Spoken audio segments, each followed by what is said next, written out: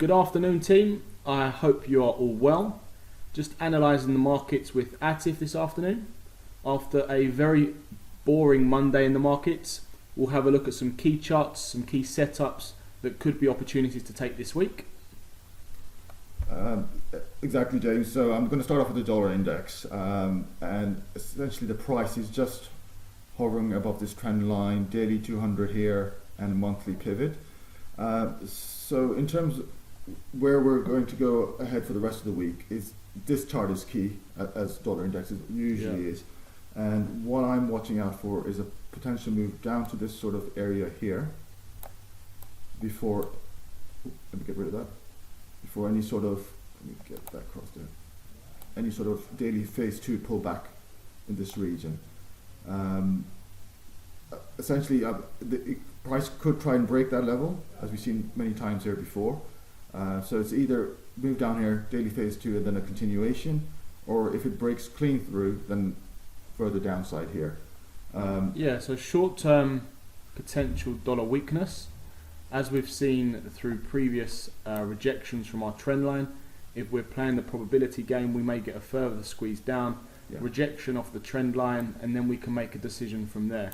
If it continues going, further selling, but we would be looking for a phase 2 pullback and then a potential drop in trend again. Exactly, and that's where you should be looking for in terms of trading the other majors, as most of them will be obviously moving in the opposite sort of direction. So next one straight up is the euro. Again, almost like a mirror image of the dollar index, daily 200 up here. Already hit the monthly R2 here, but again, if the dollar moves down, as previously mentioned, you could have a push up and then a move down before a continuation.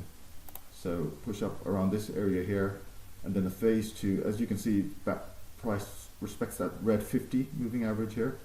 So look for a phase 2, bounce off the 50, and then a continuation. And what we've got to remember, guys, is if we take a look at that chart and we understand where we are in the chart, we need to make a decision to say, am I going to risk 1 or 2% of my capital to continue buying, but how much room have I actually got to make money there? If we're looking for pullbacks, we should be on red alert to perhaps slow down buying euro dollar, potentially be patient, wait for a pullback, which will give you a cheaper price to buy at in effect. Exactly, and catching start of a daily phase 1 is always our aim. So essentially just save that money, look for a better setup. Definitely. And as we always do, if you identify the start of a new phase or even the beginning of a trend, especially on the higher time frame, it's just going to give you opportunities to trade the smaller time frames, which are perfect for the intraday strategy, the core setups, to just follow your chart pattern of higher highs, higher lows, or lower high, lower lows, depending on the direction of the trend, and then just taking each and every pullback on the smaller time frame, because you understand, you know where you are on the bigger picture, whether you're early or late stages in trend. Yeah, exactly. And just moving on to Aussie. Now this one's a quite interesting one. And we'll move on to Kiwi in a second as well. Both of these are in weekly phase 2s, downtrends. So the price action is actually exhibiting typical phase 2 behavior. It's not very clean cycles. As you can see, it's very choppy. Very messy. And if we see that one last push down from dollar, then obviously this we expect to see a sort of push up from Aussie here. At the moment we can see a break in the 4-hour trend. So any sort of push, you could see a lower high form around this sort of region before dropping down again. And Kiwi is basically the same thing. Again, you see the breaking trend.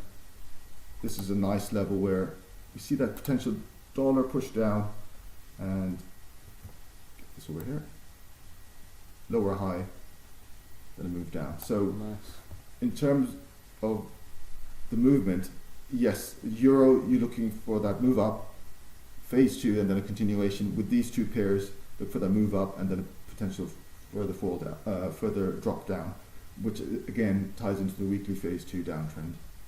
And what you've got to remember as well, guys, is being a 4-hour time frame or a daily time frame, it's not going to happen today. So if you're patient and you're cherry picking your setups, it's definitely a matter of quality over quantity. There's not going to be 10 trades a day, but if you can get 10 quality trades a month, fantastic. Yep, and that's what we look out for, quality trades. And just moving on to the CAD. CAD, we saw a nice sort of break, smash through that, just point that out, smash through that support area here. On the 4 hour, we've had that one cycle. There's a potential for another cycle around this sort of region. Another fall down to possibly this 1.3180 area here. Again, that will tie in again with that further fall down into dollar. So if dollar pushes down, then expect to see another push down by CAD before that phase 2, and then another continuation. Nice. Dollar yen, we know is in a confirmed downtrend here. We've got that daily trend line, a strong resistance level here, slowly pushing up. If we see a lot of selling coming around this area, then expect another move down. June, as you know, is a strong month for yen, so that there wouldn't be any surprises there. If it, however, breaks into this zone here, and considering how oversold all the cross pairs are on the weekly charts, then this is a possibility here. If a move happens over here, it'll put me off selling any of the yen pairs. Yeah, I think with a lot of the yen pairs as well, where they're so low in the chart, we haven't got clear places to target or clear levels to target. Exactly, yes. So I think when we're trading a lot of the yen pairs, let's manage our positions, let's find confirmed reasons to enter rather than just diving in. Yeah. And just moving on to pound, the last major I wanted to cover. Finally seeing slow push over here. If you notice, it's been a small cycle here, so actually it's a no trend in daily. Where I would like to see, because pound is weak till late June, and then July is a good month. Yeah. Like to see a push back to this monthly level here, which is around the 1.2 sort of 7.8 region here, 7.9 region.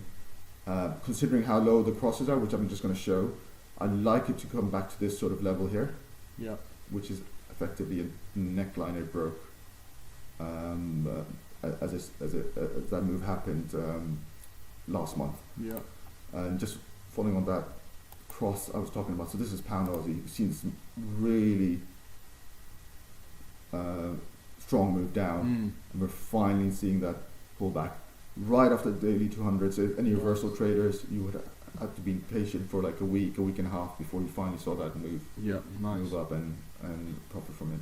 We've had 2 solid days of buying today and yesterday, so definitely look for a continuation there. I'm going to quickly go through gold.